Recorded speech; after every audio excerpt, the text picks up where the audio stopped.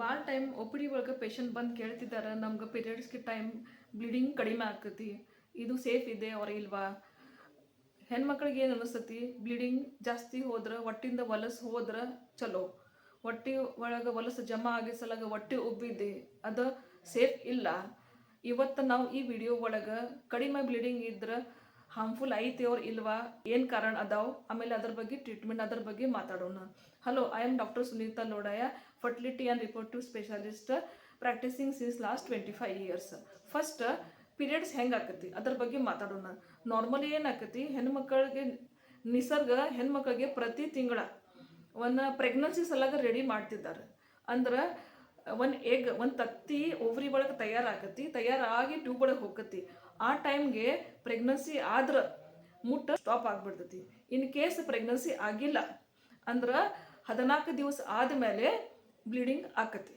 Okay, ಅದ ಗರ್ಭಚಲ ಒಳಗಿಂದ ಭಾಗ ಅದ ಥಿನ್ನಿದ್ರೆ ಕಡಿಮೆ ಬ್ಲೀಡಿಂಗ್ ಆಕತಿ, ಅದೇ ಗರ್ಭಚಲದ ಒಳಗಿಂದ ಭಾಗ ದಪ್ಪ ಇದ್ರೆ ಜಾಸ್ತಿ ಬ್ಲೀಡಿಂಗ್ ಆಕತಿ. ಈಗ ನಾವು ಯಾವ್ಯಾವ ಕಾರಣಕ್ಕೆ ಬ್ಲೀಡಿಂಗ್ ಕಡಿಮೆ ಆಕತಿ ಅದ್ರ ಬಗ್ಗೆ ಮಾತಾಡೋಣ. First, age related. ನಿಮ್ದು ಪೀರಿಯಡ್ಸ್ ಯಾವಾಗೂ ಸ್ಟಾರ್ಟ್ ಆಕತಿ, ಹೆಣ್ಮಕ್ಳಿಗೆ ಯಾವಾಗ ಪೀರಿಯಡ್ಸ್ ಸ್ಟಾರ್ಟ್ ಆಕತಿ, ನಾವು ಮಿನಾರ್ಕೆ ಹೇಳ್ತೀನಿ. ಫಸ್ಟ್ 2 ಇಯರ್ಸ್ ಆ ಟೈಮ್ಗೆ ಬ್ಲೀಡಿಂಗ್ ಕ್ವಾಂಟಿಟಿ ಕಡಿಮೆ ಆಕತಿ. ಎರಡನೇದ ಪೀರಿಯಡ್ಸ್ ಯಾವಾಗ ಸ್ಟಾಪ್ ಆಕತಿ ಅಂದ್ರೆ ಮೆನೋಪಾಸ್, ಲಾಸ್ಟ್ 2 ಇಯರ್ಸ್ ಆ ಟೈಮ್ಗೆ ಬ್ಲೀಡಿಂಗ್ ಕ್ವಾಂಟಿಟಿ ಕಡಿಮೆ ಆಕತಿ. ಎರಡನೇದ ಜೆನೆಟಿಕ್, ನಿಮ್ದು ಮದರ್ ಸಿಸ್ಟರ್ ಅವ್ರಿಗೆ ಹೆಂಗೆ ಬ್ಲೀಡಿಂಗ್ ಪ್ಯಾಟರ್ನ್ ಐತಿ ಅದ್ರ ಪ್ರಕಾರ ನಿಮ್ಗೆ ಆಕತಿ. ಅವ್ರ ಕ್ವಾಂಟಿಟಿ ಕಡಿಮೆ ಇದ್ರೆ ನಿಮ್ಗೆ ಬ್ಲೀಡಿಂಗ್ ಕ್ವಾಂಟಿಟಿ ಕಡಿಮೆ ಆಗ್ತೈತಿ. ಥರ್ಡ್, ಬ್ರೆಸ್ಟ್ ಫೀಡಿಂಗ್, ನೀವು ಪಾಪುಗೆ ಫೀಡ್ ಮಾಡ್ತಾ ಇದ್ದಾರೆ ಹಂಗಿದ್ರೆ ಬ್ಲೀಡಿಂಗ್ ಕಮ್ಮಿ ಆಗ್ತೈತಿ. ಮತ್ತು ಹಾರ್ಮೋನಲ್ ಟ್ರೀಟ್ಮೆಂಟ್, ಸಪೋಸ್ ನೀವು ಯಾವ ಕಾರಣ ಸಲಾಗ ಗುಳಿಗೆ ತಗೊಳಕ್ತಾರ, oral contraceptive OC pills 21 days tablets ಇರ್ತೈತಿ, ಅದ ಗುಳಿಗೆ ನೀವು ತಗೊಳಕ್ತಾರ ಹಂಗೇನಿದ್ರೆ ನಿಮ್ದು ಬ್ಲೀಡಿಂಗ್ದ ಕ್ವಾಂಟಿಟಿ ಕಡಿಮೆ ಆಗ್ತೈತಿ. ಮತ್ತು ಸಪೋಸ್ ಗರ್ಭಚಲ ಒಳಗೆ ಮರಿನ ಹೇಳಿ ಒಂದು ಕಾಪರ್ಟಿ ಇನ್ಸರ್ಟ್ ಮಾಡಿದಿದ್ರೆ hormone releasing it is a contraception, ಅದ್ರ ಸಲಾಗ ನಿಮ್ಗೆ ಬ್ಲೀಡಿಂಗ್ ಕ್ವಾಂಟಿಟಿ ಕಡಿಮೆ ಆಗ್ಬೋದು. ಮತ್ತು ಸಪೋಸ್ ನೀವು ಡಿಪೋ-ಪ್ರೊವೆರಾ ಹೇಳಿ ಕಾಂಟ್ರಸೆಪ್ಷನ್ ಹಾರ್ಮೋನ್ದು ಇಂಜೆಕ್ಷನ್ ನೀವು ತಗೊಳ್ಳಿದ್ದೇ ಇದ್ರೆ ಅದರ ಸಲಾಗ ನಿಮ್ದು ಬ್ಲೀಡಿಂಗ್ ಕ್ವಾಂಟಿಟಿ ಕಡಿಮೆ ಆಗ್ಬೋದು. ಇದು ಕಾಮನ್ ರೀಸನ್ಸ್ ಐತಿ, ಅದ್ರ ಸಲಾಗ ಬ್ಲೀಡಿಂಗ್ ಕ್ವಾಂಟಿಟಿ ಕಡಿಮೆ ಆಕತಿ. ಅದರ ಬಗ್ಗೆ ನೀವು ಚಿಂತೆ ಮಾಡಿದ ಜರೂರತ್ ಇಲ್ಲ, ಯಾಕೆ ಇದು ರಿವರ್ಸಿಬಲ್ ಐತಿ. ಇದು ಸ್ಟಾಪ್ ಮಾಡಿದ ತಕ್ಷಣ ನಿಮ್ದು ಬ್ಲೀಡಿಂಗ್ ಮತ್ತು ನ್ಯಾಚುರಲ್ ಆಗಿಬಿಡ್ತೈತಿ. ಮತ್ತು ಸಪೋಸ್ ನೀವು ಭಾಳ ಖುಷಿ ಒಳಗದಾರ, ಯಾಕೆ ಭಾಳ ದುಃಖ ಐತಿ, ಭಾಳ ಸ್ಟ್ರೆಸ್ ಐತಿ, ಹಂಗಿದ್ರೆ ಬ್ಲೀಡಿಂಗ್ ಕ್ವಾಂಟಿಟಿ ಹೆಚ್ಚು ಕಡಿಮೆ ಆಗ್ಬೋದು. ಮತ್ತು ನೀವು ವೆಯ್ಟ್ ಲಾಸ್ ಮಾಡಕ್ತಾರೆ, ಸಿವಿಯರ್ ಡೈಟಿಂಗ್ ಮಾಡಕ್ತಾರೆ, ಹಂಗಿದ್ರೆ ಬ್ಲೀಡಿಂಗ್ ಕಮ್ಮಿ ಆಗ್ಬೋದು. ಮತ್ತು ಥೈರಾಯ್ಡ್ ಪ್ರಾಬ್ಲಮ್ ಇದ್ರೆ, ಕಾಮನ್ಲಿ 2 ನಮೂನಿ ಥೈರಾಯ್ಡ್ ಪ್ರಾಬ್ಲಮ್ ಇರ್ತೈತಿ. ಒಂದು ಹೈಪೋಥೈರಾಯ್ಡಿಸಮ್, ಒಂದು ಹೈಪರ್ ಥೈರಾಯ್ಡಿಸಮ್. ಹೈಪೋ ಕಾಮನ್ ಇರ್ತೈತಿ, ಅದರ ಒಳಗೆ ಹೆಣ್ಮಕ್ಳು ದಪ್ಪ ಇರ್ತಾರೆ, ಬ್ಲೀಡಿಂಗ್ ಹೆಚ್ಚಿಗೆ ಆಕತಿ.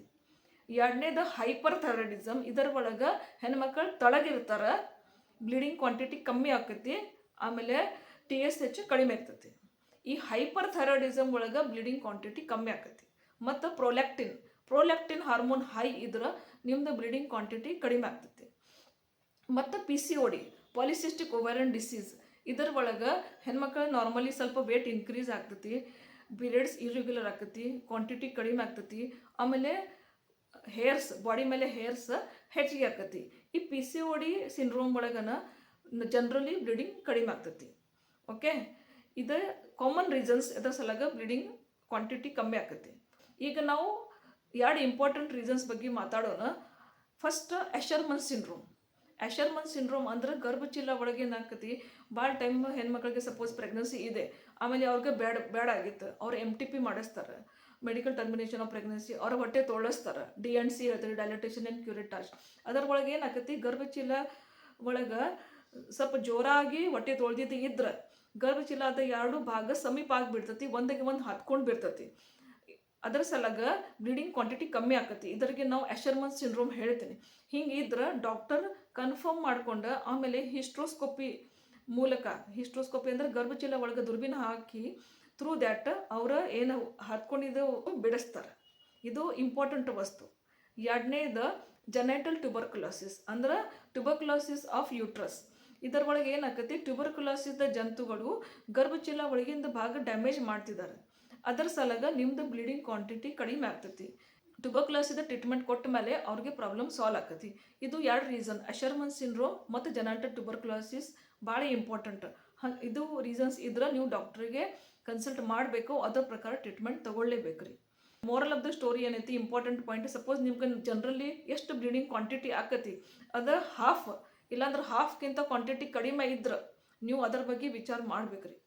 ಯಾವ ಟೈಮ್ಗೆ ನಿಮ್ಗೆ ಬ್ಲೀಡಿಂಗ್ ಪೀರಿಯಡ್ಸ್ ಆಗಬೇಕಾಗಿತ್ತು ಆ ಟೈಮ್ಗೆ ನಿಮ್ಗೆ ಜಸ್ಟ್ ಸ್ಪಾಟಿಂಗ್ ಆಯ್ತು, ಇಲ್ಲ ಹಾಫ್ಗಿಂತ ಕಡಿಮೆ ಬ್ಲೀಡಿಂಗ್ ಆದ್ರೆ ಫಸ್ಟ್ ನೀವು ಪ್ರೆಗ್ನೆನ್ಸಿ ಕನ್ಫರ್ಮ್ ಮಾಡ್ಬೇಕ್ರಿ. ಒಂದೊಂದು ಸಲ ಇಂಪ್ಲಾಂಟೇಷನ್ ಬ್ಲೀಡಿಂಗ್ ನಾವು ಹೇಳ್ತೀವಿ, ನಿಮ್ಗೆ ಪ್ರೆಗ್ನೆನ್ಸಿ ಇರ್ತೈತಿ ಬಟ್ ಇಂಪ್ಲಾಂಟೇಷನ್ ಸಲಗ ಬ್ಲೀಡಿಂಗ್ ಆಕೈತಿ, ಅದ್ರ ಸಲಗ ಪ್ರೆಗ್ನೆನ್ಸಿ ಕನ್ಫರ್ಮ್ ಮಾಡ್ಬೇಕ್ರಿ.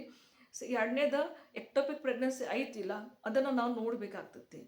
ರಿಮೈನಿಂಗ್ ರೀಸನ್ಸ್, ಕಾಮನ್ ರೀಸನ್ಸ್ ಮತ್ತು special reasons like Asherman's, genetic tuberculosis ನಾವು ನಿಮ್ಗೆ ಡಿಸ್ಕಸ್ ಮಾಡಿದ್ದೇನೆ.